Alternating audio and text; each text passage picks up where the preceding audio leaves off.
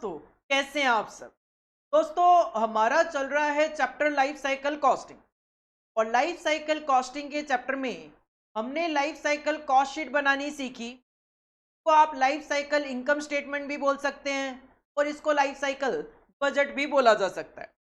Normally क्या होता है, अगर कोई कंपनी कोई नया प्रोडक्ट लॉन्च करने जा रही है तो उस सिचुएशन में वो कंपनी उस प्रोडक्ट की एक लाइफ एस्टिमेट करके चलती है। एग्जाम्पल, ये प्रोडक्ट मार्केट में 5 साल तक हमारा चलेगा। स्टार्टिंग में इनिशियल स्टेज होती है, देन ग्रोथ स्टेज आती है, देन मैच्योरिटी स्टेज आती है, देन डिक्लाइनिंग स्टेज आ जाती है। तो हमें क्या करना होता है, अगर कंपनी ने से एग्जाम्पल 5 साल की लाइफ एस्टिमेट की है, तो अगर हम 500 साल के लिए अपनी कॉस्ट और प्रॉफिट कैलकुलेट करके शो करें तो उस स्टेटमेंट को लाइफ साइकिल कॉस्ट शीट या फिर लाइफ साइकिल इनकम स्टेटमेंट या लाइफ साइकिल बजट नाम दे दिया गया। सिंपल सा उसका एक हमें फॉर्मेट बताया गया कि रेवेन्यू में से हमें कॉस्ट माइनस करके प्रॉफिट कैलकुलेट कर लेना। कॉस्ट कैलकुलेट करने का जो तरीका था वो हमें बताया गया कि 3 पार्ट्स में यहाँ पे कॉस्ट कैलकुलेट होनी चाहिए। Pre manufacturing cost, manufacturing cost, post manufacturing cost. Pre manufacturing cost में नॉर्मली आपको research and development, planning, designing की कॉस्ट देखने को मिलती है।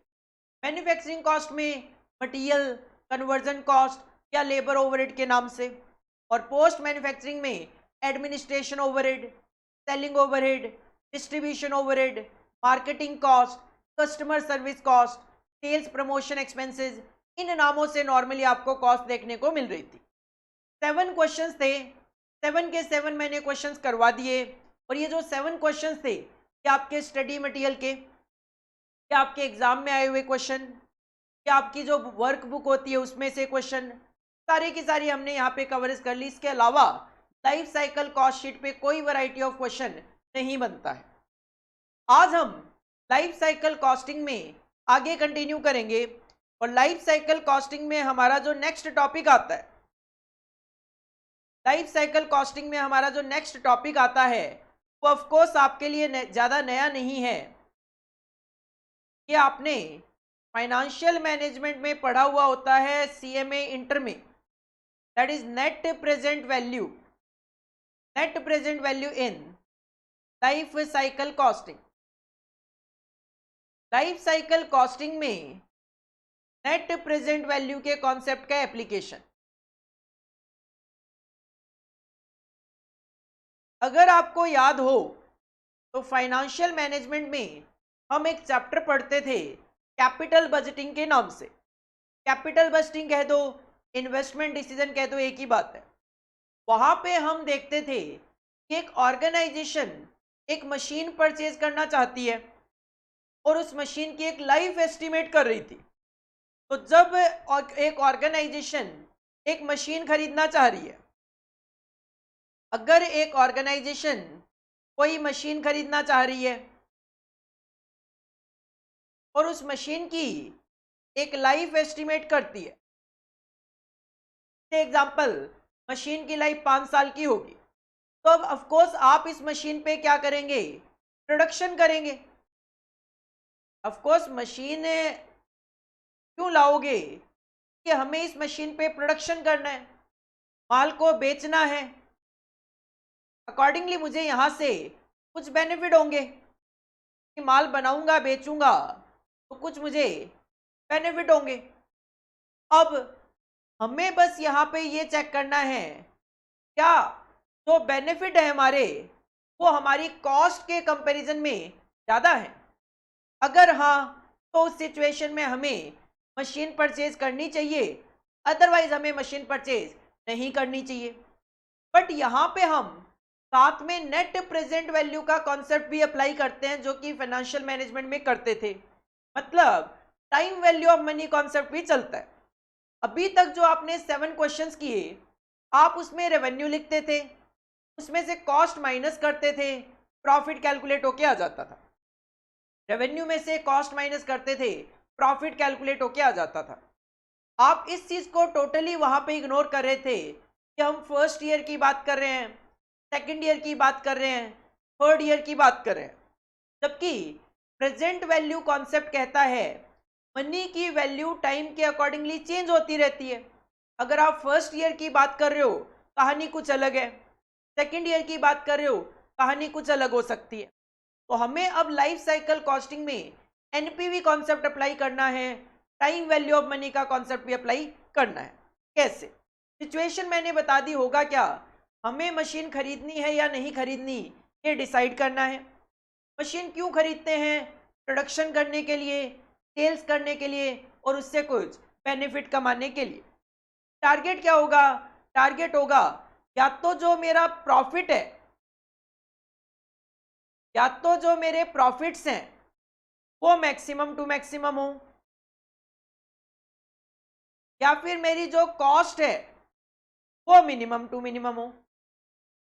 ऑफ कोर्स जब भी आप कॉस्टिंग पढ़ते हैं, चाहे वो कॉस्ट अकाउंटिंग के नाम से हो, चाहे वो कॉस्ट एंड मैनेजमेंट अकाउंटिंग के नाम से हो, चाहे वो स्ट्रेटेजिक कॉस्ट मैनेजमेंट के नाम से हो, टारगेट तो अपना एक ही होता है, मैक्सिमाइजेशन ऑफ प्रॉफिट या फिर minimisation of cost. Now the issue is, sir net present value calculate कैसे होता है? वैसे तो आप लोगों को पता है कि नेट प्रेजेंट वैल्यू कैसे कैलकुलेट होता है, फाइनेंशियल मैनेजमेंट में आप पढ़ के आते हो। बट फिर भी अगर मैं बात करूं, एक बार रीकैप हो जाए आपका। नेट प्रेजेंट वैल्यू, अगर आपको याद है इंटर लेवल का थोड़ा बहुत भी, तो आपके लिए ये वाला जो टॉपिक है एनपीवी कॉन्सेप्ट काफी इजी हो जाएगा आपके लिए। नेट प्रेजेंट वैल्यू का कॉन्सेप्ट क्या कहता है? आपकी कुछ कॉस्ट लगती है, कुछ आपको रेवेन्यू जनरेट होता है, आप उन सबकी प्रेजेंट वैल्यू कैलकुलेट करके चलो। नॉर्मली एनपीवी का कॉन्सेप्ट क्या कहता है? हम मशीनरी जो खरीदते हैं वो एट द बिगिनिंग खरीदते हैं। हम जो मशीनरी खरीदते हैं वो एट द बिगिनिंग खरीदते हैं, और एट द बिगिनिंग को प्रेजेंट वैल्यू के कॉन्सेप्ट में हमेशा ईयर 0 माना जाता है। प्रेजेंट वैल्यू कॉन्सेप्ट में एट द बिगिनिंग को ईयर हमेशा 0 माना जाता है। जैसे अगर मैं कहूं आपको, मैं बात कर रहा हूं आपके साथ 2021 की, 2021 अगर मैं कैलेंडर ईयर लेकर चलूं तो ये हुआ 1 जनवरी 2021 से लेकर 31 जनवरी 2021। तो ये जो है 1 जनवरी 2021 ये बिगिनिंग माना जाता है, और ये होता है ईयर 0। जब ये खत्म हो जाता है साल, दैट इज 31 जनवरी नहीं, ये 31 दिसंबर लिखना चाह रहा हूं मैं। ईयर क्लोजिंग की बात कर रहा हूं, 31 दिसंबर 2021। यहां पे हमारा एक साल कंप्लीट होता है। तो बिगिनिंग होता है ईयर 0 और एंड होता है ईयर 1। बिगिनिंग होता है ईयर 0 और ये होता है eight the end of year 1। तो इनका कहना है कि जो मनी की वैल्यू होती है वो टाइम टू टाइम चेंज होती रहती है। बिल्कुल ठीक बात है, क्योंकि अगर मैं कहता हूं यहां पे मेरे पास 100 रुपए है जेब में, तो ये 100 रुपए ही है। अगर ये 100 रुपए आज मैंने बैंक में जमा कराए तो भी ये आज तो 100 रुपए ही है। लेकिन अगर मैंने इसको बैंक में जमा कराए eight the rate of 10% per annum के अकॉर्डिंगली, तो 31 दिसंबर को ये 100 रुपए नहीं रह जाएंगे, इसमें 10% का एडिशन होकर 110 रुपए हो जाएगा। तो अगर मैं कहूं कि ये जो 110 रुपए है 31 दिसंबर 2021 को, इसकी आज क्या वैल्यू है, एट द बिगिनिंग क्या वैल्यू है, तो सर इसकी बिगिनिंग में वैल्यू 100 रुपए थी। तो नेट प्रेजेंट वैल्यू का कॉन्सेप्ट कहता है कि जितनी भी वैल्यूज है आपके पास, चाहे वो कॉस्ट हो, चाहे वो रेवेन्यू हो, सारी की सारी वैल्यूज प्रेजेंट वैल्यू पे होनी चाहिए। एनपीवी कॉन्सेप्ट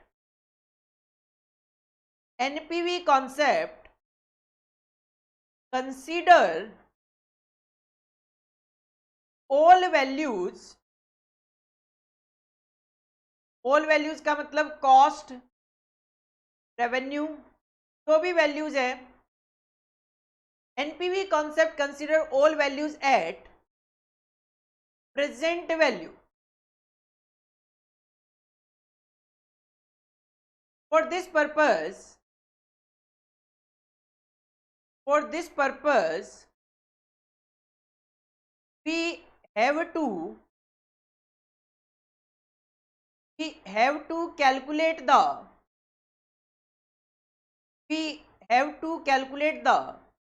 प्रेजेंट वैल्यू को शॉर्ट में पीवी बोल सकते हो आप, present value of all future revenues या कैश फ्लोज। जो भी वैल्यू फ्यूचर में है उसको आपने आज की वैल्यू पर लेकर आना है। जैसे मैं अगर कहता हूं कि सर मैं एक मशीन खरीदूंगा आज, की वैल्यू होगी 50 लाख रुपए की, तो अगर मैंने बोल दिया कि आज मैं एक मशीन खरीदूंगा 50 लाख, तो इसकी वैल्यू तो आज 50 लाख ही है। बट आप इस मशीन पे प्रोडक्शन करोगे तो फर्स्ट ईयर में आप सेल करोगे 20 लाख की एग्जांपल, सेकंड ईयर में 15 लाख, थर्ड ईयर में 10 लाख। एक्चुअल में एनपीवी के लिए ये 20 लाख नहीं है, 15 लाख नहीं है, 10 लाख नहीं है। ये कहता है इन सारी की सारी वैल्यूज को एट द बिगनिंग लेकर आओ, क्योंकि अगर आप कॉस्ट को प्रेजेंट वैल्यू पे ले रहे हो तो जो भी आपका रेवेन्यू है, जो भी आपका बेनिफिट है, वो भी सारा का सारा यहाँ पे प्रेजेंट वैल्यू टर्म्स में होना चाहिए। और इसके लिए हम क्या करते हैं, इसके लिए हम एक स्टेटमेंट बनाते हैं, that is present value of cash flows. Present value of cash flows, मैंने ये ना तो इनफ्लोज लिखा है ना आउटफ्लोज लिखा है।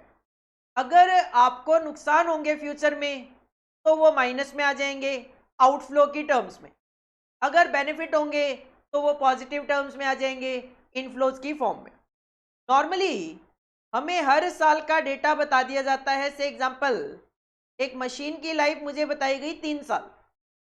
क्वेश्चन कहता है आपको हर साल इससे कुछ कैश फ्लो मिलेगा, कोई भी फिगर आपको क्वेश्चन बता देगा। अब इस कैश फ्लोज की हमें निकालनी होती है प्रेजेंट वैल्यू, और प्रेजेंट वैल्यू कैलकुलेट करने के लिए हम फैक्टर्स यूज करते हैं, और उन फैक्टर को बोला जाता है प्रेजेंट वैल्यू इंटरेस्ट फैक्टर। इनको बोला जाता है प्रेजेंट वैल्यू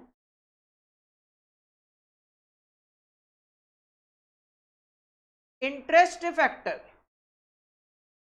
अगर आपने मुझसे ही एफएम पढ़ा हुआ है तो ये सारी चीजें हमने ऑलरेडी एफएम में डिस्कस की हुई है। अगर अदरवाइज अदर टीचर से भी पढ़ा है तो उन्होंने भी आपको ये सारी चीजें ऑफकोर्स बताई हुई होगी। बट हम यहाँ पे एचसीए में पढ़ रहे हैं तो मेरी रिस्पॉन्सिबिलिटी बनती है ये सारी चीजें आपको एक बार बताकर चलना। प्रेजेंट वैल्यू इंटरेस्ट फैक्टर, इसका एक रेट होता है क्वेश्चन में जिसको बोला जाता है ईओसी। ईओसी का मतलब होता है cost of capital rate, cost of capital rate. जैसा कि मैंने यहां पे कहा कि सर 10% पर एनम के अकॉर्डिंगली मैं 100 रुपए जमा करा रहा हूं, तो ये जो 10% पर एनम है, अगर मैं कहूं इस रेट पे मैं लोन लेकर आ रहा हूं तो ये मेरी कॉस्ट ऑफ कैपिटल बन जाती है। Loan is the part of capital, और उसके लिए मैं अगर 10% का रेट ऑफ इंटरेस्ट पे करूं तो वो मेरे लिए क्या बन जाएगा, कॉस्ट ऑफ कैपिटल। तो present value interest factor at cost of capital हम यहां पे लिखेंगे। और जब आप कैश फ्लोज को मल्टीप्लाई करेंगे प्रेजेंट वैल्यू इंटरेस्ट फैक्टर से, आपको यहां पे present value of cash flow पता चल जाएगा। जब आपको ये present value of cash flow पता चल जाए तो हम एनपीवी कैलकुलेट कर सकते हैं, और एनपीवी का that is net present value का फॉर्मूला होता है present value of cash flows, present value of cash flows minus initial investment. Present value of cash flows minus initial investment. Sir ये initial investment क्या है? अगर मैं कहता हूं कि मुझे स्टार्टिंग में 50 लाख रुपए की मशीन खरीदनी है, तो ये जो स्टार्टिंग में आप जो खर्चा करोगे, that is known as initial investment. तो सिंपल आपको क्या ध्यान में रखना है, लाइफ साइकिल कॉस्टिंग में एनपीवी कॉन्सेप्ट यूज किया जा सकता है। उसके लिए एनपीवी का फॉर्मूला होता है present value of cash flows minus initial investment. इसके लिए हमें present value of cash flows calculate करना पड़ेगा। Year, cash flows, present value interest factor at cost of capital rate.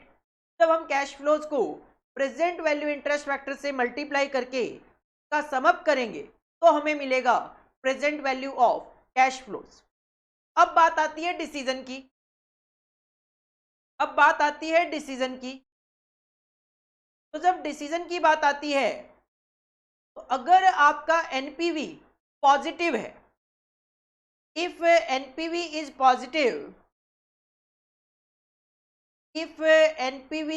Positive, proposal should be accepted. जो भी आपके पास सामने proposal है, लाइक मशीन खरीदनी है कि नहीं खरीदनी, तो proposal should be accepted,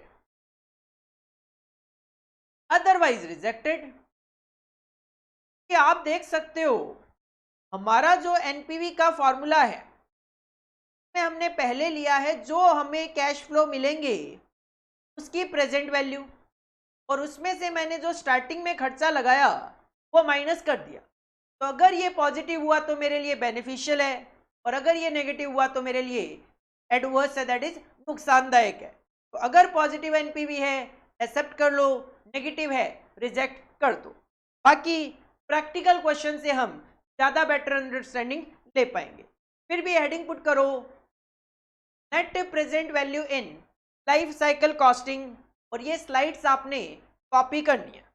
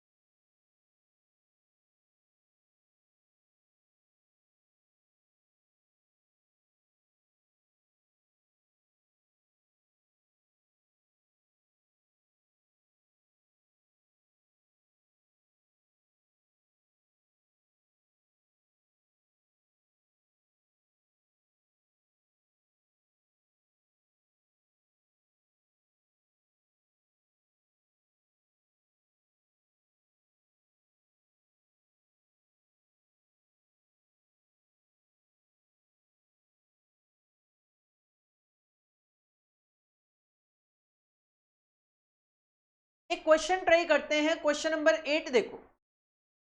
NPV का एप्लीकेशन लाइफ साइकिल कॉस्टिंग में किस तरीके से करना है?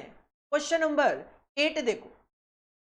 एक company is considering the purchase of a new machine which has a 3-year life. एक कंपनी एक मशीन खरीदने की सोच रही है, considering the purchase of a new machine, एक नई मशीन खरीदने के बारे में सोच विचार चल रहा है अभी, which has a 3-year life, और इसकी लाइफ कितनी होगी, लाइफ साइकिल क्या है इसका, 3 साल का, and will lead to increase the profit in each of the next 3 years, और अगले 3 सालों तक आपको कंपनी का प्रॉफिट इस मशीन की वजह से बढ़ता हुआ दिखाई देगा। कितना, वो अभी देखते हैं। However due to uncertainty in demand, but हमें ये नहीं पता कि अगर मैं इस नई मशीन को खरीद के लाऊंगा, उसके बाद प्रोडक्शन करके माल बेचूंगा, तो मार्केट में मेरे प्रोडक्ट की डिमांड क्या होगी, उस चीज को लेकर हम अनसर्टन है। The annual additional cash flow resulting from the purchase of a new machine cannot be determined with certainty। तो हम आपको 100% श्योरिटी के साथ ये नहीं बता सकते कि इस नई मशीन को खरीदने की वजह से हमें कितना कैश फ्लो वहां से जनरेट होगा। And have therefore have been estimated probabilistically as under। तो कंपनी ने प्रोबेबिलिटी के साथ ये एस्टिमेट किया कि हम अगर इस नई मशीन को खरीदते हैं तो हमें वहां से एनुअली क्या कैश फ्लो जनरेट हो सकता है। देखो, कंपनी ने ये तो पहले ही क्लियर कर दिया था कि 3 साल की लाइफ होगी। तो कंपनी का कहना है कि हमारा ये मानना है कि ईयर 1 में सारी की सारी फिगर जो है वो लैक्स में है, annual cash flow figure lakhs में है। तो कंपनी का ये मानना है कि फर्स्ट ईयर में हमें 10 लाख का कैश फ्लो आ सकता है, इसकी प्रोबेबिलिटी 0.3 है। 15 लाख का भी कैश फ्लो आ सकता है, इसकी प्रोबेबिलिटी 0.5 है। और 20 लाख का भी कैश फ्लो आ सकता है, इसकी प्रोबेबिलिटी 0.2 है। बिल्कुल इसी तरीके से सेकेंड ईयर में कंपनी का कहना है कि सेकेंड ईयर में हमें एनुअल कैश फ्लो 10 लाख आ सकता है, इसकी प्रोबेबिलिटी 0.1 है। 20 लाख आ सकता है, इसकी प्रोबेबिलिटी 0.3 है। 30 लाख आ सकता है, इसकी प्रोबेबिलिटी 0.4 है। और 40 लाख आ सकता है, इसकी प्रोबेबिलिटी 0.2 है। सिमिलरली थर्ड ईयर में कंपनी का कहना है हमें annual cash flow third year में 10 लाख रुपए हो सकता है, प्रोबेबिलिटी 0.2 है। 20 लाख हो सकता है, प्रोबेबिलिटी 0.5 है।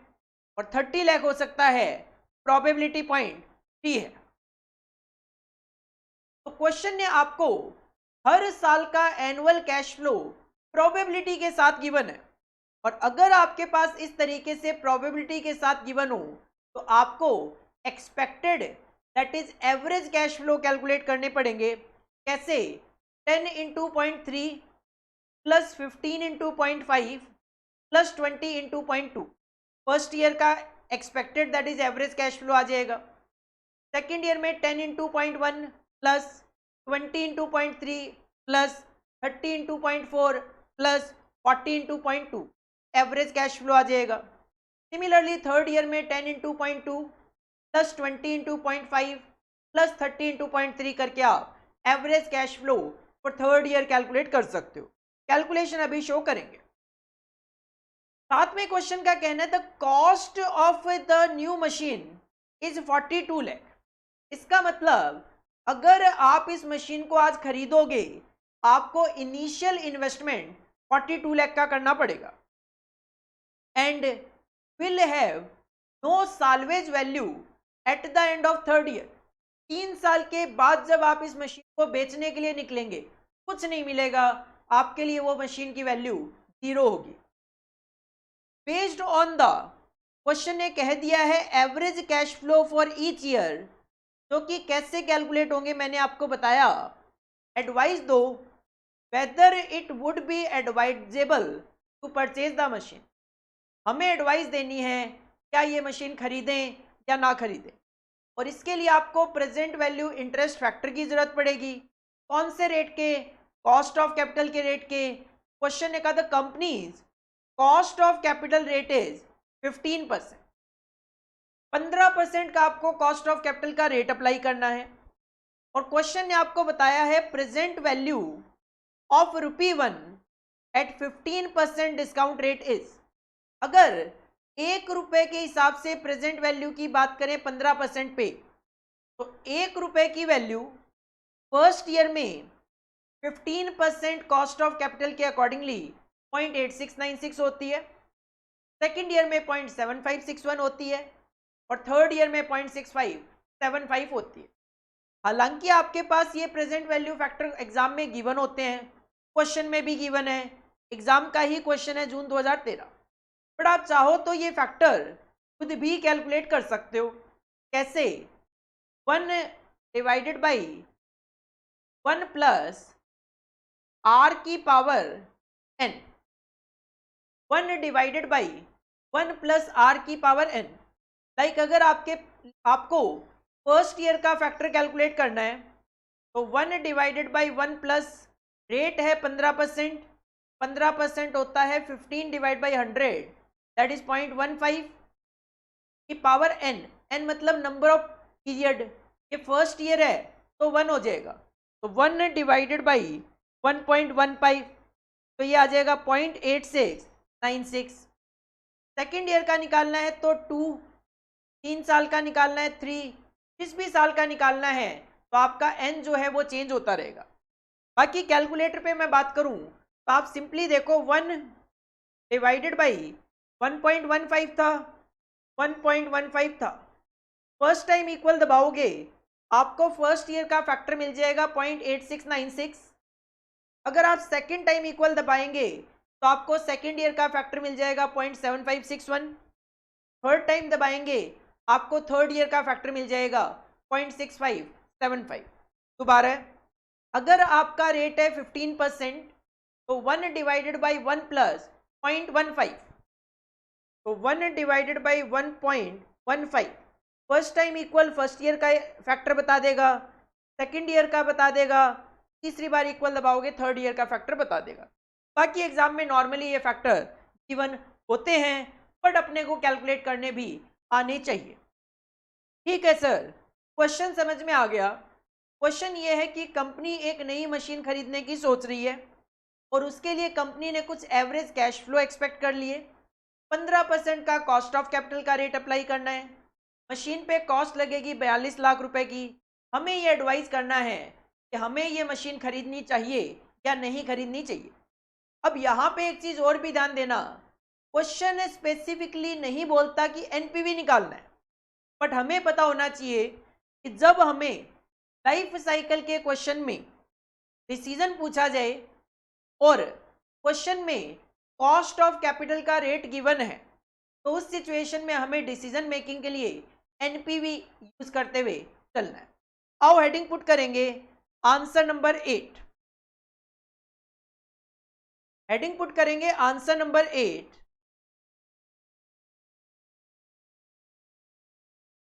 और मेरा टारगेट होगा सर एनपीवी कैलकुलेट करना। सबसे पहले मैं एनपीवी का फॉर्मूला लिखूंगा, present value of annual cash flows minus initial investment. ठीक है सर, इसके लिए हमें एनुअल कैश फ्लोज की जरूरत पड़ेगी। क्वेश्चन में हमें एनुअल कैश फ्लो बताए तो सही बट प्रोबेबिलिटी के साथ, तो हमें क्या करना पड़ेगा, हमें एवरेज कैश फ्लो कैलकुलेट करने पड़ेंगे। तो मैं कैलकुलेट कर लेता हूं average cash flow. Next slide में मैं एवरेज कैश फ्लोज कैलकुलेट कर लेता हूं। Average cash flows year 1, as per question 10 lakh रुपए का कैश फ्लो हो सकता है, प्रोबेबिलिटी है 0.3, 10 इंटू 0.3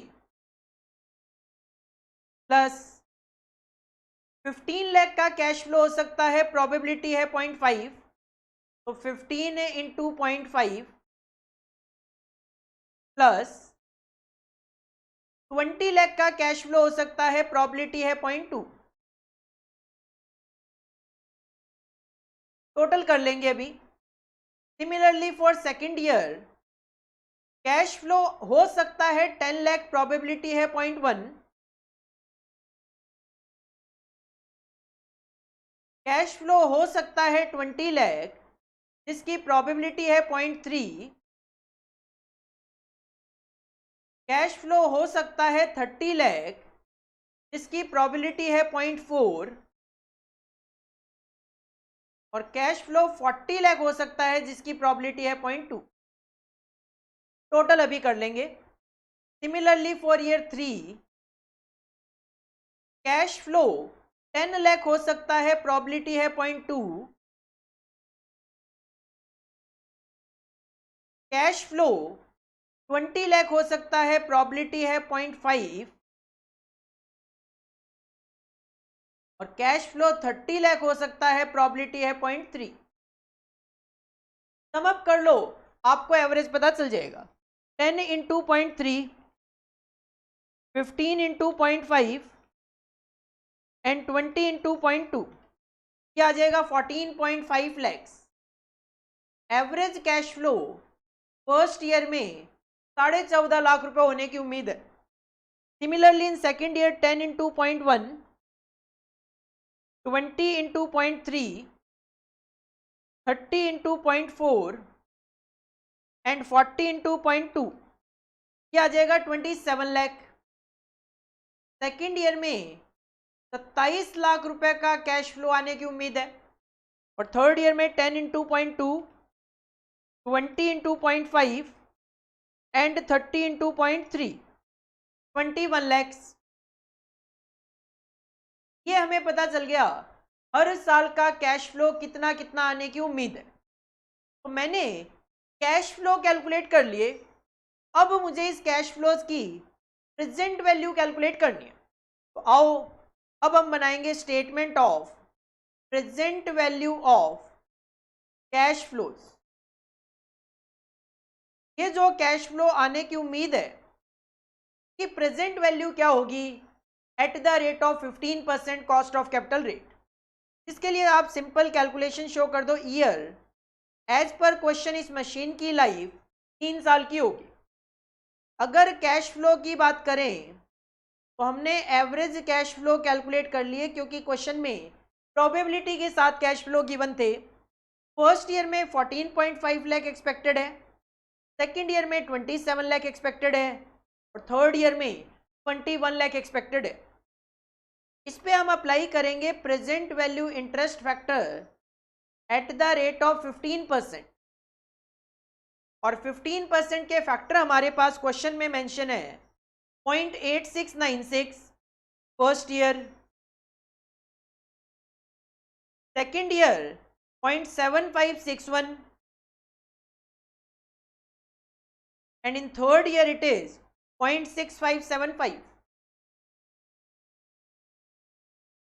तो जब आप कैश फ्लोज को मल्टीप्लाई करेंगे प्रेजेंट वैल्यू इंटरेस्ट फैक्टर से और उसका सम अप करेंगे तो आपको पता चलेगा present value of cash flow 3 साल का टोटलिटी में।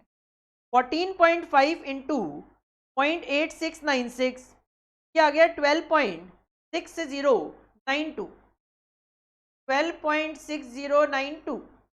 27 इंटू 0.7561 क्या आ जाएगा 20.4147 और third year it is 21 into 0.6575 क्या आ जाएगा 13.8075। टोटल आ जाएगा इसका 46.8314, 46.8314। This is the present value of cash flows. का मतलब ये है, देखो ये सारी की सारी जो फिगर्स थी वो पॉजिटिव में थी, तो ये आपके लिए बेनिफिशियल है। तो कहीं ना कहीं हमने कैलकुलेट कर लिया कि हमें इस मशीन को लाने के बाद जो भी मार्केट में डिमांड होगी प्रोडक्ट की, जब हम उसको बेचेंगे तो हमें वहां से जितना भी टोटलिटी में कैश फ्लो मिलेगा उसकी आज की वैल्यू है 46.8314। Present value of annual cash flow आ गया 46.8314 minus initial investment is nothing. जो मशीन की कॉस्ट लगेगी that is initial investment 42 lakh. क्या आ जाएगा आपका 4.8314 और ये पॉजिटिव है। और हम कहते हैं अगर एनपीवी पॉजिटिव आया तो जो भी प्रपोजल है क्वेश्चन में वो हमें एक्सेप्ट कर लेना चाहिए। क्वेश्चन ने कहा था एडवाइस दो, दे दो एडवाइस। देने में तो हम एक्सपर्ट होते हैं इंडियंस, दे दो advice. machine should be purchased, machine should be purchased due to positive NPV. NPV positive है तो हमें इस मशीन को परचेज कर लेना चाहिए। This is the simple answer of question number 8। Exam का ही क्वेश्चन है तो इंपॉर्टेंट है, ऑफ कोर्स, नो डाउट। जून 2013 में ये क्वेश्चन एग्जाम में पूछा गया। हेडिंग पुट करो आंसर नंबर 8, और ये जो भी आंसर की स्लाइड्स हैं ये सारी की सारी आपने कॉपी करनी है।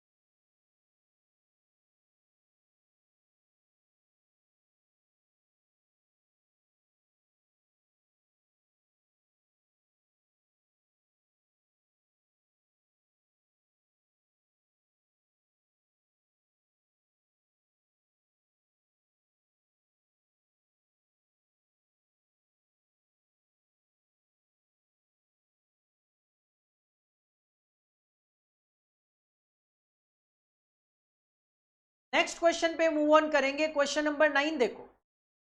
ये जो क्वेश्चन नंबर 9 है, आपके ग्रुप 4 में एक सब्जेक्ट होता है स्ट्रेटेजिक परफॉर्मेंस मैनेजमेंट, में भी कॉस्टिंग ही होता है। तो उसमें ये क्वेश्चन देखा गया दिसंबर 2013 में, तो मैंने वो एससीएम में ही कॉपी कर लिया ताकि आपका यहीं पे वो कवरेज हो जाए। Question number 9, Patreon company limited is considering A cost saving project. एक कंपनी है, कंपनी का नाम है पेट्रोन कंपनी लिमिटेड।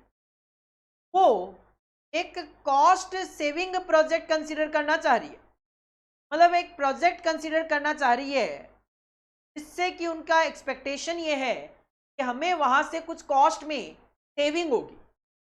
अब देखो, जो कॉस्ट सेविंग है उसी को कैश फ्लो भी माना जाता है। कैसे सर? तो सिंपल सी बात ये होती है कि पैसा जेब से ना जाना भी आने के बराबर ही होता है। जैसे ये 100 रुपए का नोट है, ये 100 रुपए का नोट है, ये मान लो मेरी जेब में है। अब मैं मार्केट से एक आइटम परचेज करने जा रहा था। अब वो आइटम 100 रुपए का मुझे मिलता था, तो ये 100 रुपए मैंने पे कर दिए, तो मेरी जेब में क्या बचा? 0। मेरी जेब में क्या बचा? 0। लेकिन अब मान लो किसी वजह से मैं कर लेता हूं कुछ सेविंग, और मान लो कि वो जो 100 रुपए का आइटम आता था अब वो आना शुरू हो गया 60 रुपीज में। अब वो आना शुरू हो गया 60 रुपीज में। जब वो 60 रुपीज में आना शुरू हो गया तो अब मैं अपनी जेब से निकाल के सामने वाले को क्या दूंगा? 60। मेरी जेब में कितने थे? 100 रुपए। अगर मैंने 60 सामने वाले को दे दिए तो मेरी जेब में कितने बच गए? 40 रुपीज। तो सिंपल सी बात है, कॉस्ट में सेविंग होना मतलब कैश कम जाना भी तो आने के बराबर ही है, क्योंकि वो ऑर्गेनाइजेशन के पास तो एज ए कैश बच जाएगा। कहीं ना कहीं मैं सिंपली आपको ये बताना चाह रहा हूं कि कॉस्ट सेविंग और कैश फ्लो वर्ड हमारे लिए एक ही है for the purpose of calculation of NPV, net present value. तो एक कंपनी है पेट्रोन कंपनी जो कि एक कॉस्ट सेविंग प्रोजेक्ट कंसीडर करना चाह रही है, मतलब एक ऐसा प्रोजेक्ट कंसीडर करना चाह रही है जिससे हमें कॉस्ट में कुछ सेविंग होगी। This involves purchasing A machine costing ₹7,000। लेकिन इसके लिए हमें क्या करना पड़ेगा, हमें एक मशीन खरीदनी पड़ेगी। उस मशीन की कॉस्ट होगी 7,000 रुपये। मतलब मुझे इनिशियल इन्वेस्टमेंट पता चल गया 7,000, which will result in annual saving on wages cost. इससे मुझे एक तो वेजेस कॉस्ट में सेविंग मिलेगी हर साल 1,000 रुपए की, एंड मटेरियल कॉस्ट में सेविंग मिलेगी 400 रुपए। कहते हैं 7,000 रुपए की आप मशीन खरीद लो, आपको हर साल 1,000 रुपए की वेजेस में सेविंग हो जाएगी और 400 रुपए मटेरियल की कॉस्ट में सेविंग हो जाएगी। The cost of capital of the company is 15%। Cost of capital का रेट बता दिया 15%, जिसके हमें present value interest factor consider करने हैं। The following forecast are made of the rate of inflation each year for the next 5 year. Company कहती है आगे आने वाले 5 सालों में आपको इन्फ्लेशन भी देखने को मिलेगा। इन्फ्लेशन का मतलब होता है चीजें महंगी हो जाना। इन्फ्लेशन का मतलब होता है चीजें महंगी हो जाना। इसका मतलब ये जो आप 1,000 रुपए की बात कर रहे हो, ये एक्चुअल में 1,000 रुपए नहीं रहेंगे, इन्फ्लेशन की वजह से ये बढ़ जाएंगे। मटेरियल जो 400 दिख रहा है ये 400 नहीं रहेंगे, ये भी इन्फ्लेशन की वजह से बढ़ जाएंगे। तो अगर मैं आपको कहूं कि वेजेस की कॉस्ट में हर साल 10% का इन्फ्लेशन होगा, तो मैं आपको ये कहना चाह रहा हूं कि फर्स्ट ईयर में वेजेस 1,100 रुपये होगी, ना कि 1,000 रुपये। और अगर 1,100 होगी तो मुझे 1,100 की सेविंग हो जाएगी। अगर 1,200 की होगी 1,200 की सेविंग हो जाएगी। सिंपल सी बात यह है कि जो भी वेजेस की कॉस्ट लगनी थी वो मेरी सेव हो जाएगी। तो अगर 1,000 रुपये लगनी थी तो 1,000 रुपये सेव होगी, 1,100 लगनी थी तो 1,100, 1,200 लगनी थी तो 1,200, 1,500 लगनी थी तो 1,500। क्यों? क्योंकि मैं इस मशीन से वो काम कर लूंगा जिससे कि मुझे बाहर कॉस्ट पे करनी पड़ती। तो हमें वेजेस में सेविंग और मटेरियल में सेविंग 1,000 और 400 गिवन तो है, बट ये फिगर्स नहीं, हमें कैलकुलेशन करनी पड़ेगी due to rate of inflation. और एक जनरल प्राइस इंक्रीज गिवन है 6%, इसकी हमारे लिए कोई रेलेवेंसी नहीं है, क्योंकि मेरी जो सेविंग है वो वेजेस और मटेरियल में सेविंग है और उसके रेट मेरे पास अलग से इन्फ्लेशन के गिवन है। हाँ, अदरवाइज कोई सेविंग गिवन होती, एग्जाम्पल अदर एक्सपेंसेस में 200 रुपए की सेविंग, क्वेश्चन कहता है जनरल प्राइस है 6%, तो ये इन्फ्लेशन का रेट अदर पे अप्लाई हो जाता। फिलहाल मेरे लिए इस 6% की कोई रेलेवेंसी नहीं है। क्वेश्चन क्या चाहता है, evaluate the project assuming that the machine has a life है, मशीन की लाइफ साइकिल है 5 साल का, and has no scrap value. 5 साल के बाद इस मशीन को बेचकर आपको कुछ भी रिसीव नहीं होने वाला। तो ऑफकोर्स हमें एक डिसीजन देना है। लाइफ साइकिल कॉस्टिंग में कॉस्ट ऑफ कैपिटल का रेट गिवन है तो प्रेजेंट वैल्यू फैक्टर अप्लाई होंगे, अकॉर्डिंगली हमें एनपीवी कॉन्सेप्ट अप्लाई करना पड़ेगा। आओ हेडिंग पुट करो आंसर नंबर 9। हेडिंग पुट करेंगे आंसर नंबर 9।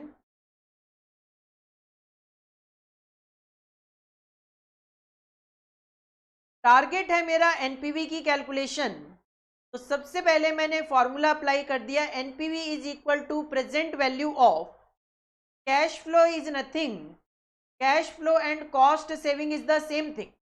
तो present value of cost saving minus वही इनिशियल इन्वेस्टमेंट। जैसा मैंने आपको कहा, सेव से पैसा कम जाना भी सेविंग है और आने के बराबर ही माना जाता है। क्यों? अगर 100 रुपए की बजाय 60 रुपए ही देना पड़े, 40 रुपए अपनी जेब में बच गया। तो present value of cost saving minus में इनिशियल इन्वेस्टमेंट। इसके लिए सबसे पहले मुझे कॉस्ट सेविंग चाहिए, और क्वेश्चन ने पहले तो सिंपल बताया कि मटेरियल और वेजेस में 1,000 और 400 की सेविंग होगी, बट इन्फ्लेशन के रेट भी बता दिए, तो हमें कॉस्ट सेविंग कैलकुलेट करनी पड़ेगी। कर लेते हैं, calculation of calculation of cost saving, calculation of cost saving. Question ने कहा 5 साल तक ये मशीन चल जाएगी। क्या मतलब, ईयर अगर मैं कंसीडर करूं तो इट विल बी 1 2 3 4 एंड 5, ये 5 साल।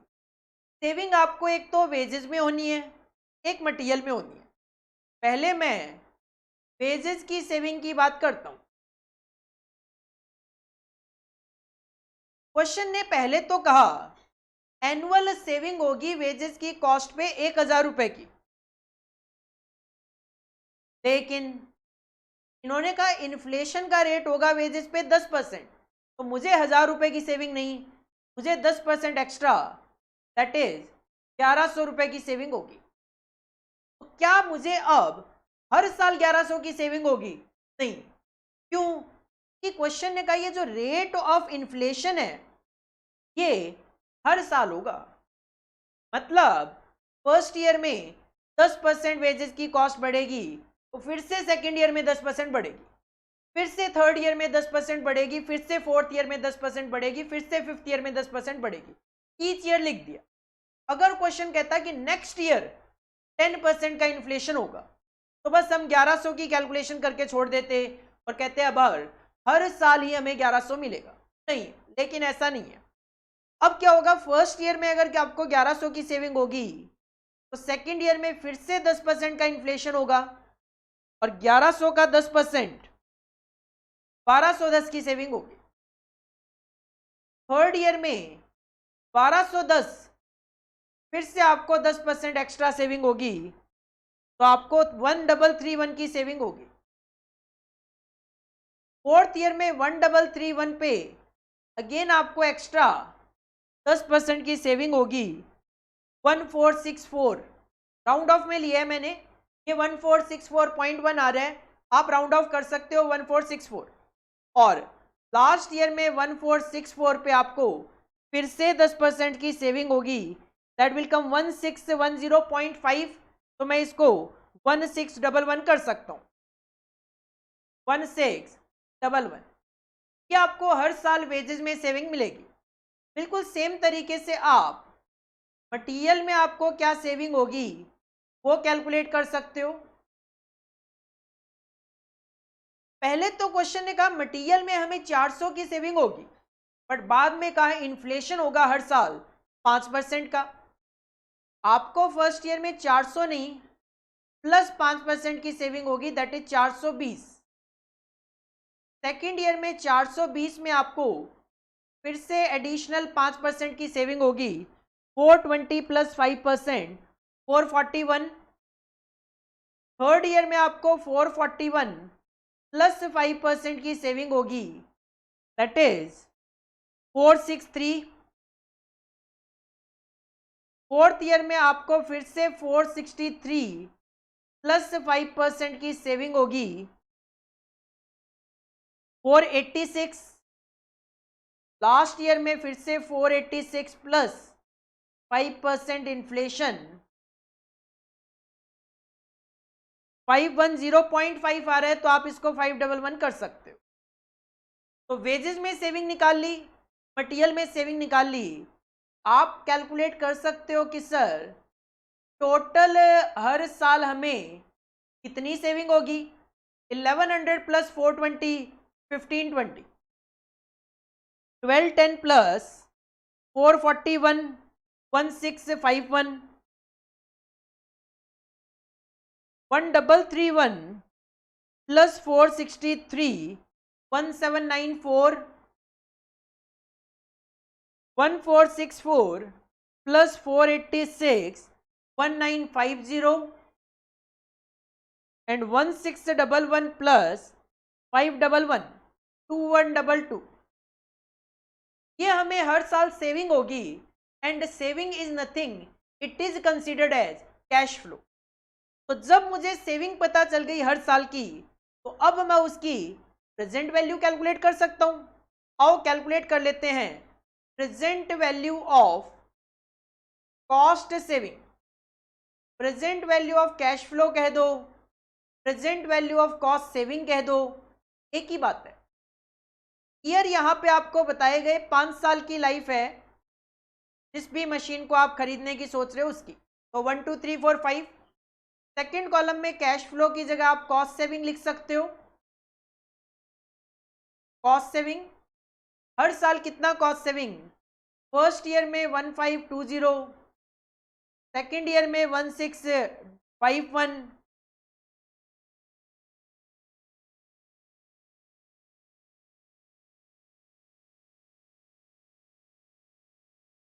थर्ड ईयर में 1794, फोर्थ ईयर में 1950 और फिफ्थ ईयर में 2122। हर साल आपकी सेविंग इंक्रीज होती जा रही है। इस पे आप अप्लाई करोगे present value interest factor at cost of capital का रेट गिवन है क्वेश्चन में 15%। 15%। तो इसके लिए आप कैलकुलेशन कर लो। कैलकुलेटर में 1 divided by 1.15, first time equal दबाएंगे, फर्स्ट ईयर का फैक्टर आ गया 0.8696 in round off. Second time equal दबाऊंगा 0.7561, थर्ड टाइम इक्वल दबाएंगे 0.6575, फोर्थ टाइम इक्वल दबाएंगे 0.57175 है, तो राउंड ऑफ में इट विल बी 0.5718। और फिफ्थ टाइम 0.49717 है, तो it will be 0.4972। 0.4972 factor apply कर दिए। और जब आप कॉस्ट सेविंग या दैट इज कैश फ्लो को मल्टीप्लाई करेंगे प्रेजेंट वैल्यू इंटरेस्ट फैक्टर से और इसका समअप करेंगे, टोटल करेंगे, तो हमें मिलेगा present value of cost saving.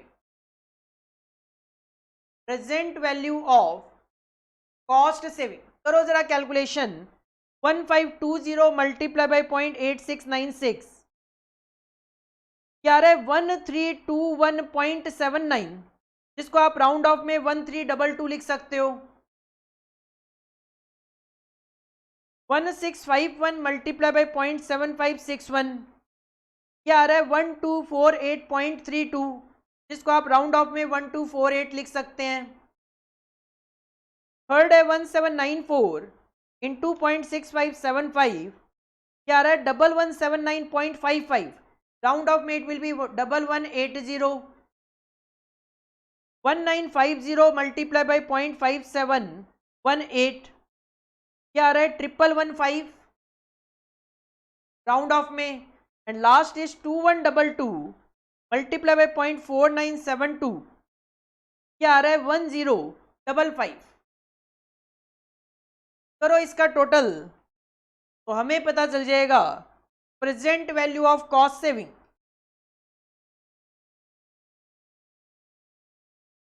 5920। 5920 is the present value of cost saving. यहां पे एनपीवी में लिख दो आप। माइनस करना है अपने को इनिशियल इन्वेस्टमेंट। इनिशियल इन्वेस्टमेंट है 7000 रुपये। इनिशियल इन्वेस्टमेंट है 7000 रुपये। ये तो गड़बड़ मामला है, ये तो नेगेटिव आ रहा है। क्या आ रहा है 1080 नेगेटिव। अगर ये नेगेटिव आ रहा है इसका मतलब हमें ये मशीन परचेज नहीं करनी चाहिए। क्वेश्चन ने कहा था प्रोजेक्ट को इवेल्युएट करो, तो हम कहेंगे प्रोजेक्ट शुड बी रिजेक्टेड। हम यहाँ पे एडवाइस देंगे, डिसीजन देंगे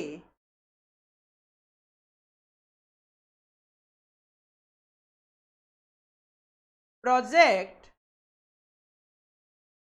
शुड बी रिजेक्टेड। जो भी प्रोजेक्ट आप इवेल्युएट कर रहे हो इट शुड बी रिजेक्टेड। कारण क्या है, due to negative NPV. NPV negative है, नुकसान हो रहा है आपको 1080 रुपये का। नुकसान के मूड में हम बिल्कुल भी नहीं है। हेडिंग पुट करो आंसर नंबर 9 और इसको आप कॉपी कर लीजिए।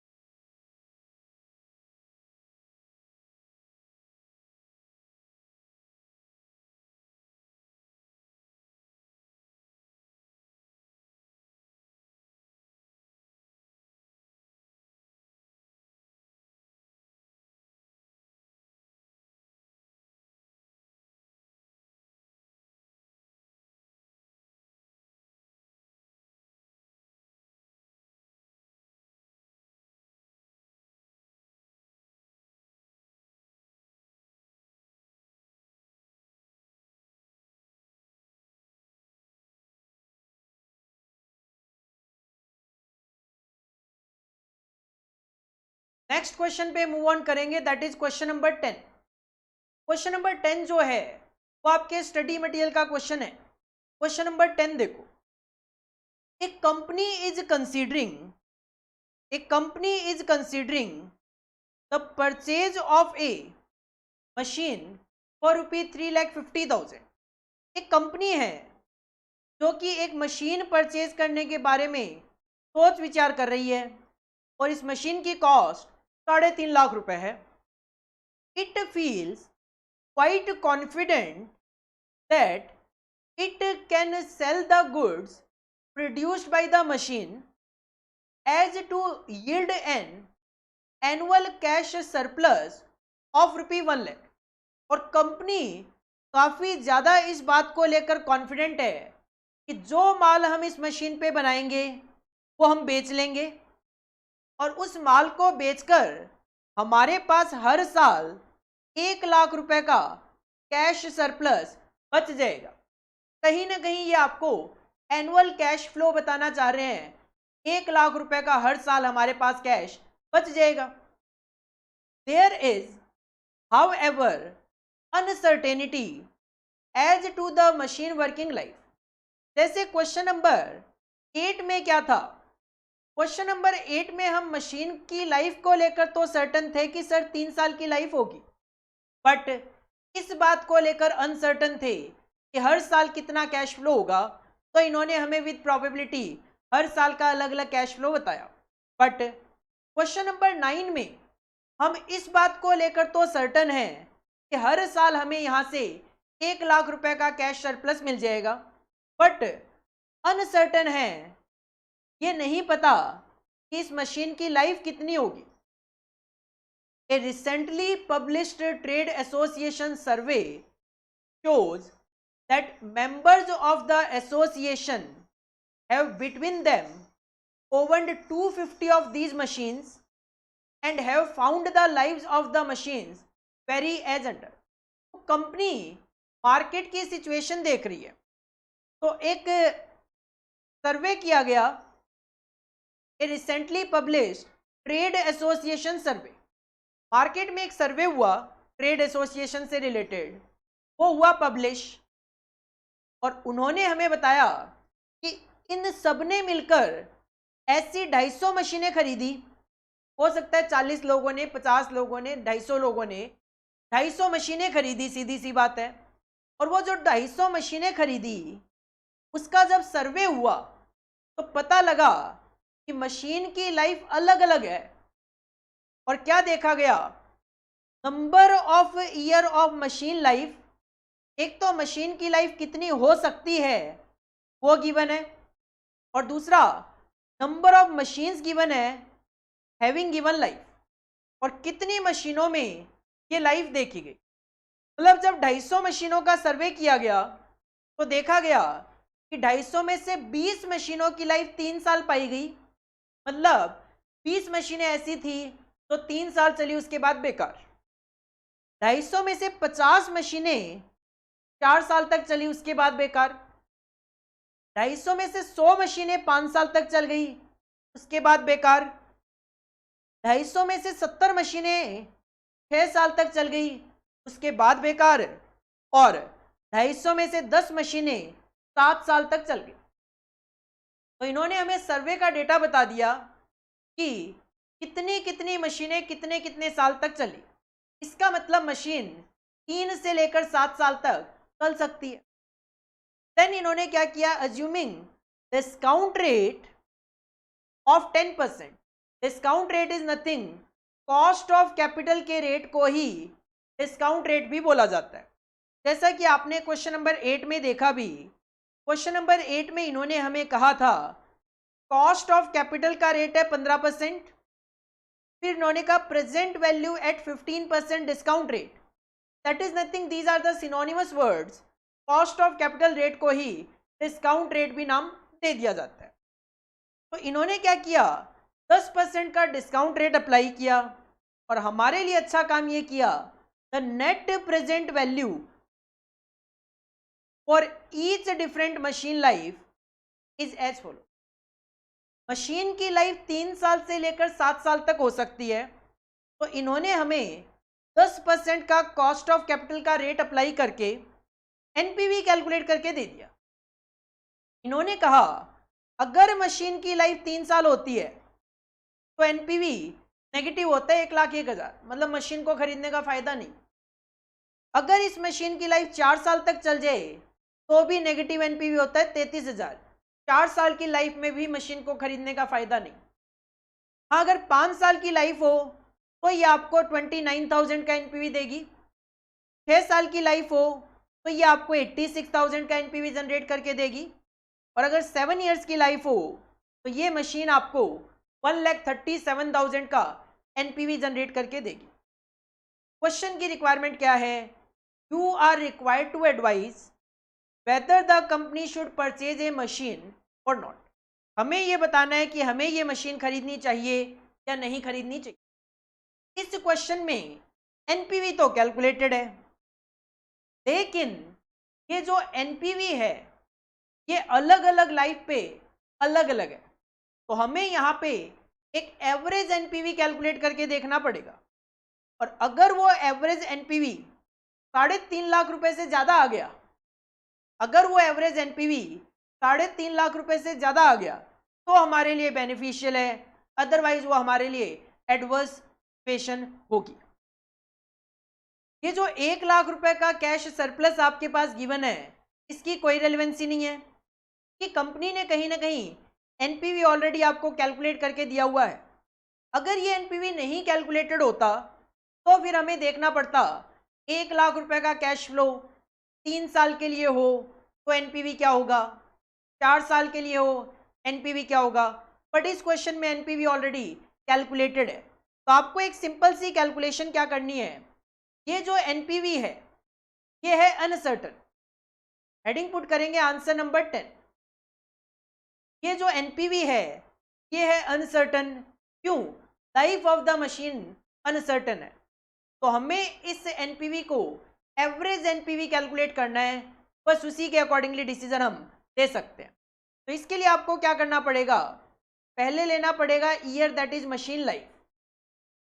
मशीन की लाइफ कितनी होती है तो उसके अकॉर्डिंगली एनपीवी कितना होता है।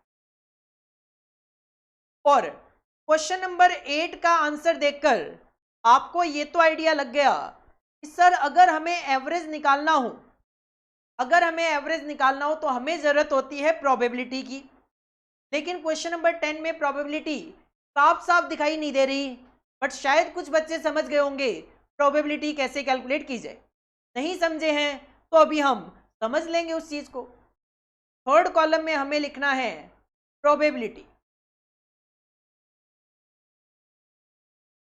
जैसे ही आप एनपीवी को प्रोबेबिलिटी से मल्टीप्लाई करके उसका सम अप करेंगे तो आपको पता चल जाएगा एवरेज एनपीवी। क्वेश्चन ने कहा मशीन की लाइफ तो 3 साल से लेकर 7 साल तक हो सकती है, 3, 4, 5, 6, 7। अगर 3 साल हुआ लाइफ तो एनपीवी नेगेटिव में 1,01,000। अगर 4 साल लाइफ हुई तो नेगेटिव में 33,000। अगर 5 साल हुआ तो पॉजिटिव में 29,000। अगर लाइफ 6 साल हुई तो पॉजिटिव में 86,000। और अगर 7 साल हुई तो पॉजिटिव में 1,37,000। अब इश्यू है सर प्रोबेबिलिटी क्या है। देखो प्रोबेबिलिटी आप यहां से कैलकुलेट कर सकते हो। अगर मैं कहूं कि 250 में से 20 मशीनों की लाइफ 3 साल है तो आप प्रोबेबिलिटी कैलकुलेट कर सकते हो 20 डिवाइडेड बाई 250 करके। प्रोबेबिलिटी कैसे कैलकुलेट होती है, अगर मैं कहता हूं 10 में से 5 बार ये ऐसा देखा गया तो आप यही तो कहोगे सर 50% चांस है कि ऐसा देखा गया। तो अगर 20 मशीनों की लाइफ 250 में से 3 साल है तो 8%, that is 20 divide by 250, 8% chances हैं कि हमारी मशीन की लाइफ भी 3 साल होगी। कैलकुलेशन हो जाएगी 20 divided by 20 divide by 250, that is 0.08। Similarly 4 साल की लाइफ देखी गई 50 मशीनों में आउट ऑफ 250, तो 50 डिवाइड बाई 250 मतलब 20% मशीनों की लाइफ 4 साल देखी गई। इसके बाद 5 साल की लाइफ देखी गई 100 मशीनों की out of 250, 100 out of 250 that is 40% chances हैं मशीन 5 साल चल जाए। इसके बाद 70 मशीनों की लाइफ 6 साल देखी गई out of 250, 70 divided by 250, 28% that is 0.28। और फाइनली 7 साल की लाइफ देखी गई केवल और केवल 10 मशीनों की आउट ऑफ 250। प्रोबेबिलिटी आ गई 10 डिवाइड बाई 250, 0.04। बस मल्टीप्लाई करके अगर आप इसका समअप कर लेंगे आपको एक्सपेक्टेड एनपीवी पता चल जाएगा। और ये एनपीवी ही है, ध्यान रखना ये एनपीवी ही है, ये प्रेजेंट वैल्यू नहीं है कि मुझे इसमें से कॉस्ट ऑफ मशीन माइनस करनी पड़े। ये एक्सपेक्टेड एनपीवी ही है। अगर ये एनपीवी पॉजिटिव आया तो एक्सेप्ट, नेगेटिव आया तो रिजेक्ट करो। 1,01,000 वो भी नेगेटिव का, मल्टीप्लाई बाय 0.08 क्या आ गया 8080, of course negative. Then 33,000 of negative multiply by 0.2 ये आ गया ऑफ कोर्स नेगेटिव में 6,600। Then 29,000 multiply by 0.4, 11,600 positive. 86,000 multiply by 0.28, 24,080 of course positive. And finally 1,37,000 in 2.04 positive 5,480 only. और इसका टोटल आ रहा है 26,480 positive, 26,480 positive.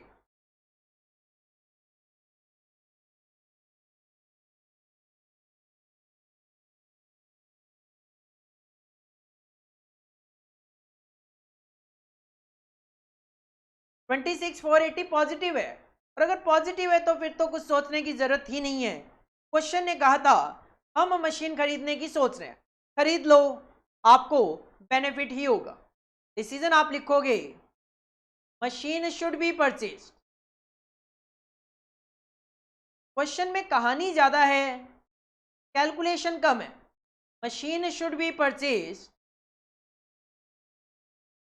Due to positive NPV.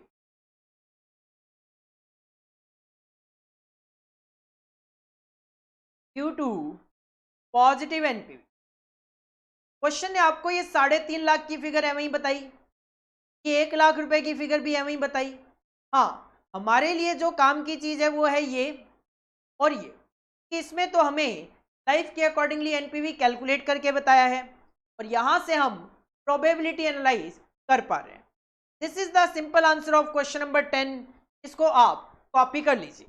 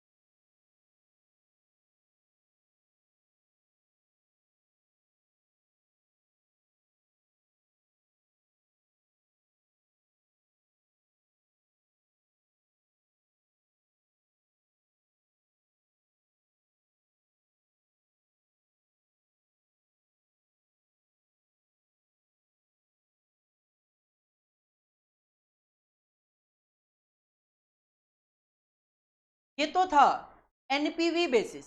NPV मतलब profit basis, present value of cash flow में से initial investment minus करके, या अगर आपके पास एनपीवी गिवन ही है तो जस्ट आपको एवरेज एनपीवी कैलकुलेट करना है। बट कई बार क्या होता है, जैसा कि मैंने आज आपको स्टार्टिंग में बताया भी था, कि कॉस्टिंग में हमारा टारगेट एक ही है, या तो प्रॉफिट को मैक्सिमम करना या फिर कॉस्ट को कम करना। कई बार हमारे पास क्वेश्चन में रेवेन्यू नहीं गिवन होते, प्रॉफिट्स गिवन नहीं होते, केवल और केवल कॉस्ट का डेटा अवेलेबल होता है। बट उस सिचुएशन में हमारे पास मशीनें हो सकती है दो, दो तीन चार, मतलब एक से ज़्यादा। तो उस सिचुएशन में हमें सिलेक्शन करके देना होता है बिटवीन द ऑल्टरनेटिव्स कि कौन सी मशीन बेटर है, और वो मशीन बेटर है जिसमें एनपीवी ज़्यादा है या फिर कॉस्ट कम कैलकुलेट होके आए। तो हेडिंग पुट करूंगा मैं यहाँ पे selection between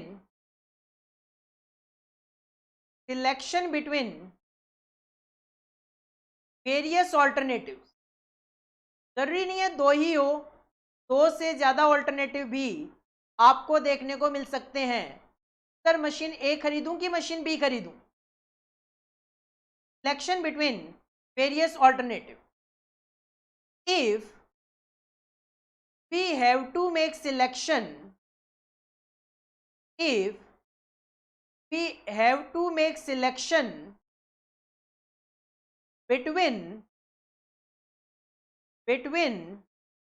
various alternatives, if we have to make selection between various alternatives, if revenue is given, if revenue is given, the option with या the alternative with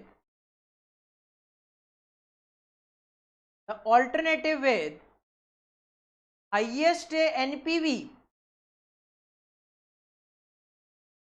should be selected.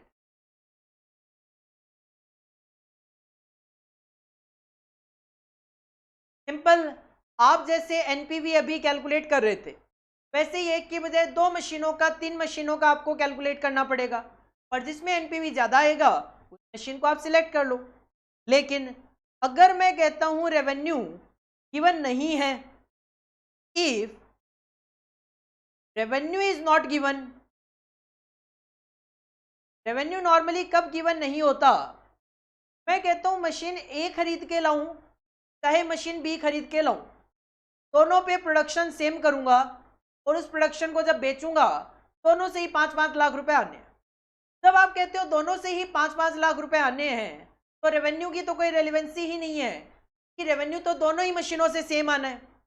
जबकि मुझे decision तो तब दे पाऊंगा जब कुछ चीज़ें differ करेगी, तो उस सिचुएशन में रेवेन्यू की कोई रेलिवेंसी नहीं होती, क्वेश्चन हमें रेवेन्यू नहीं बताता, हमें क्वेश्चन उस सिचुएशन में केवल कॉस्ट बता देता है। तो if revenue is not given, only cost data is provided, only cost data is provided, then we have to take decision, we have to take decision on the basis of total present value of cost. तो उस situation में अपने को क्या कर लेना है, तो कॉस्ट गिवन होगी बस उसकी प्रेजेंट वैल्यू निकाल लेनी है और उसके बेसिस पे डिसीजन दे देना है। कैसे डिसीजन देना है, the alternative with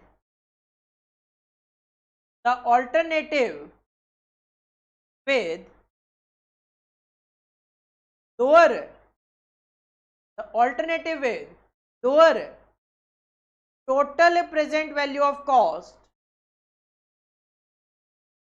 should be selected,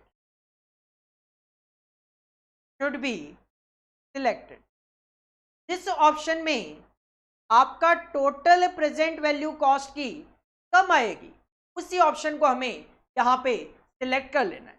heading put करो सिलेक्शन बिटवीन वेरियस ऑल्टरनेटिव्स, और ये स्लाइड आपने कॉपी करनी है।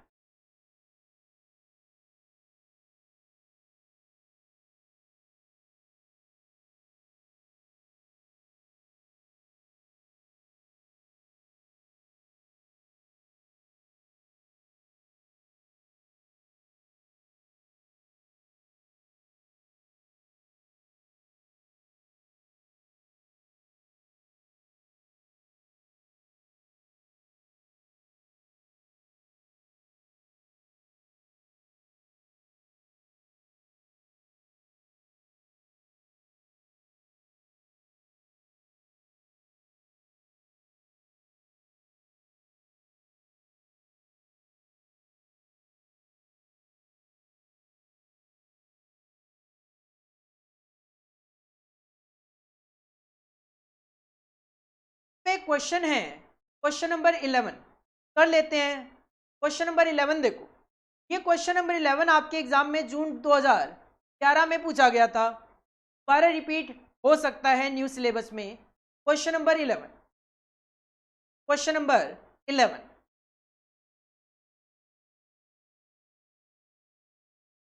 In organic chemicals limited the old boiler equipment is about to be replaced either by a coal fired system or by an oil fired system। Company का नाम है organic chemical limited, उनके पास एक boiler equipment है, वो हो गया पुराना, तो कंपनी अब उसको हटाकर दूसरा खरीदना चाह रही है, और जो दूसरा खरीदना चाह रही है उसके लिए कंपनी के सामने दो ऑप्शन है, या तो वो खरीदेगी कोल फायर्ड सिस्टम या वो खरीदेंगे oil fired system. Finance cost 15% a year, finance is nothing, finance is the capital, तो finance cost is nothing, it is cost of capital. तो कॉस्ट ऑफ कैपिटल का रेट है 15% एंड द अदर एस्टिमेटेड केवल और केवल cost बताइए आपको are as follows. सारी की सारी फिगर थाउजेंड्स में है। Coal fired system, oil fired system. सबसे पहले तो इनिशियल कॉस्ट ऑफ बॉयलर 70,000 रुपए की कॉस्ट आएगी कोल फायर्ड सिस्टम की, और ऑयल की आएगी 1,00,000 रुपए की। और ये इनिशियल है। इनिशियल इन्वेस्टमेंट मैंने आपको बताया आज की वैल्यू होती है, तो ये 70,000 ही है, ये 1,00,000 ही है। हाँ, अब आप इनको जब ऑपरेट करेंगे तो हर साल आपकी ऑपरेटिंग कॉस्ट आएगी यहाँ पे 60,000 पर एनम और यहाँ पे 45,000 पर एनम। कितने सालों तक? कहते हैं if the company expected the new boiler system to last at least for 15 years. 15 साल की लाइफ आप मान के चल रहे हो। ये जो भी सिस्टम है इसकी लाइफ साइकिल आप मान के चल रहे हो 15 साल का। क्वेश्चन जानना चाहता है which system should be chosen, which system should be chosen. और आपके पास गिवन है annuity eight the rate of 15%, 5.847। वैसे तो आपको एन्युटी पता होता है, बट फिर भी मेरा काम है यहाँ पे आपको रिमाइंड करवाना कि एन्युटी क्या होता था। देखो सिंपल सी बात ये है 15% का रेट। अगर मैं कैलकुलेशन करूं प्रेजेंट वैल्यू फैक्टर्स की, 1 डिवाइडेड बाई 1.15, फर्स्ट ईयर का आता है 0.8696, सेकेंड ईयर का आता है 0.7561। बस एक बार 2 ही साल कंसीडर करूंगा। अब मान लो मैं अभी इस क्वेश्चन की बात नहीं कर रहा, मैं कहता हूं एक 1,00,000 रुपए की फिगर है 2 साल तक। पहले साल भी 1,00,000, दूसरे साल भी 1,00,000, पहले साल भी 1,00,000 और दूसरे साल भी 1,00,000। अब मैं इस 1,00,000 को मल्टीप्लाई करूं 8696 से तो 86,960 आया। मैं इस 1,00,000 को मल्टीप्लाई करूं 0.7561 से तो 75,610 आया।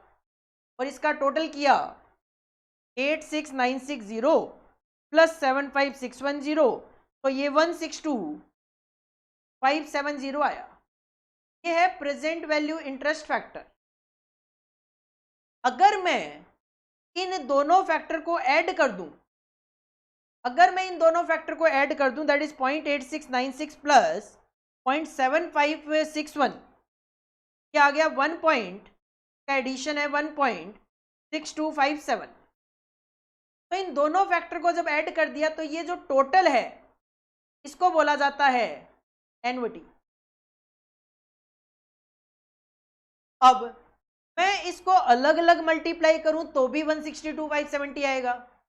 मैं इसको ये बोल दूं कि सर 1,00,000 आएगा 2 साल तक, और इस 1,00,000 2 साल तक जो आएगा तो 2 साल के फैक्टर से एक साथ मल्टीप्लाई कर दूं तो भी तो ये 162,570 ही आएगा। तो एन्युटी इज नथिंग। अगर आपके पास एन्युटी गिवन हो, एन्युटी तब यूज की जाती है जब हर साल की फिगर तो मुझे फैक्टर से मल्टीप्लाई करनी है वो सेम हो। और आप यहाँ पे देख सकते हो एनुअल ऑपरेटिंग कॉस्ट आपकी हर साल 60,000 है, हर साल 45,000 है। क्यों मैं अलग अलग 15 साल के फैक्टर निकालूं, अलग अलग 15 बारी मल्टीप्लाई करके उसका सम अप करूं? मैं सीधा 60,000 को मल्टीप्लाई कर सकता हूं 5.847 से, और 45,000 को मल्टीप्लाई कर सकता हूं 5.847 से। आंसर तो मेरा वही आना है।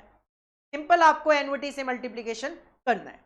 आओ हेडिंग पुट करो आंसर नंबर 11, और जल्दी से इस क्वेश्चन को हम कंप्लीट करके आज की क्लास हम ओवर करें। हेडिंग पुट करेंगे आंसर नंबर 11। क्वेश्चन में रेवेन्यू नहीं है। जब क्वेश्चन में रेवेन्यू ना हो तो हमारा टारगेट होता है present value of cost calculate करना। दो है, एक है कोल सिस्टम और एक है ऑयल सिस्टम। अगर दोनों में से जो भी आप सिस्टम लेकर आएंगे, क्वेश्चन ने कहा एक तो आपकी इनिशियल कॉस्ट लगेगी, सर कितना, 70 और 100। इस पे आपको कोई फैक्टर नहीं लगाने क्योंकि ये इनिशियल कॉस्ट है। हाँ, देन क्वेश्चन ने कहा ऑपरेटिंग कॉस्ट आएगी वो भी हर साल। अब हर साल आएगी और मशीन अगर 15 साल तक चलेगी, 15 साल तक आएगी, तो 60 इज द एक्सपेंस। 15 साल तक, 15 का कुछ नहीं करना, 15 साल के जो फैक्टर हैं उससे मल्टीप्लाई कर देंगे तो ये हमारी एनुअल ऑपरेटिंग कॉस्ट की प्रेजेंट वैल्यू आ जाएगी। मल्टीप्लाई कर दो फैक्टर से 5.847। Similarly in oil 45 multiply by 5.847। सारी कैलकुलेशन आपने ये में इंटर में फाइनेंशियल मैनेजमेंट में करी हुई होती है, बट सर हम जैसे ही पेपर देकर बाहर आते हैं सब कुछ भूल जाते हैं, हमें कुछ भी याद नहीं रहता, जिसकी वजह से मेरी रिस्पॉन्सिबिलिटी ये है मैं आपको हर जगह चीज़ें याद दिलाऊंगा। अगर कोई भी पुरानी चीज़ आएगी तो मेरी रिस्पॉन्सिबिलिटी आपको याद कराना। ये चीज़ आपके लिए नई नहीं है, ये चीज़ आप ऑलरेडी पढ़कर आए हो। 45 इंटू 5.847 263.115। अगर इसको ऐड कर दिया जाए तो आपको पता चल जाएगा प्रेजेंट वैल्यू ऑफ कॉस्ट, वो भी टोटल क्या आ गया 420.82 और ये आ गया 363.115।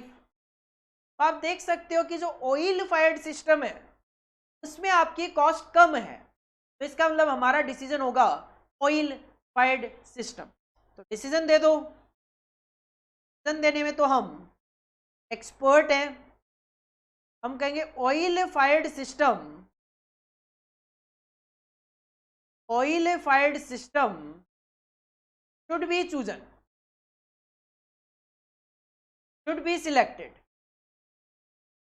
कारण क्या है? Due to lower total present value of cost, कि जो भी मेरी कॉस्ट आएगी उसकी प्रेजेंट वैल्यू टोटलिटी में ऑयल फायर्ड सिस्टम के केस में कम है। This is the simple answer of question number 11। इसको आप कॉपी कर लीजिए।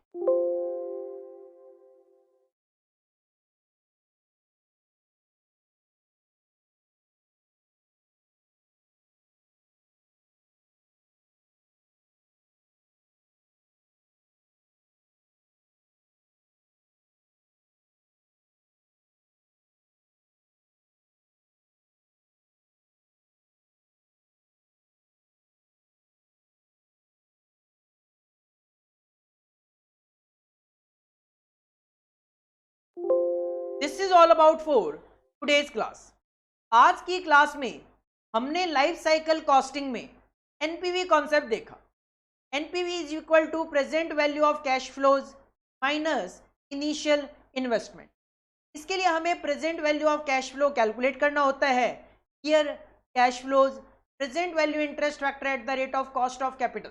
कॉस्ट ऑफ कैपिटल के रेट को डिस्काउंट रेट भी आप बोल सकते हो। जब कैश फ्लो को मल्टीप्लाई करेंगे प्रेजेंट वैल्यू इंटरेस्ट फैक्टर से और उसका टोटल करेंगे तो हमें present value of cash flow पता चलेगा। इसमें से जैसे ही हम माइनस करेंगे इनिशियल इन्वेस्टमेंट, हमें एनपीवी पता चल जाएगा। अगर एनपीवी पॉजिटिव है, proposal should be accepted, otherwise rejected. Question number 8 हमने इस पे किया। क्वेश्चन नंबर 9 भी हमने किया। 9 में मैंने आपको ये बताया कि cost saving and cash flow is the same thing. Cost saving and cash flow is the same thing. Question number 10 बड़ा सिंपल था। हमने क्वेश्चन नंबर 10 में एनपीवी गिवन था, प्रोबेबिलिटी कैलकुलेट करना सीखा। उसके बाद मैंने आपको ये भी बताया अगर हमारे सामने हो 2 या 2 से ज़्यादा प्रपोजल तो हमें देखना है कि क्वेश्चन में रेवेन्यू गिवन है या नहीं। अगर रेवेन्यू गिवन है तो जितने भी प्रपोजल हैं सब में एनपीवी निकालो और जिस प्रपोजल में एनपीवी ज़्यादा होगा दैट शुड बी सिलेक्टेड। अगर क्वेश्चन में रेवेन्यू नहीं है, केवल कॉस्ट है, तो फिर हमें total present value of cost calculate करना है और जिस ऑप्शन में total present value of cost कम आएगा that option should be selected. Question number 11 में हमने उसको अप्लाई भी कर लिया। इतना आप नेक्स्ट क्लास में आने से पहले रिवाइज करके आओ नेक्स्ट क्लास में हम आगे लाइफ साइकिल कॉस्टिंग को कंटिन्यू करेंगे। ये जो एनपीवी वाला कॉन्सेप्ट है वो आप अच्छे से रिवाइज करके आओ, क्योंकि आगे आने वाले क्वेश्चंस में भी ये कॉन्सेप्ट आपका अप्लाई होने वाला है। Thank you, all the best.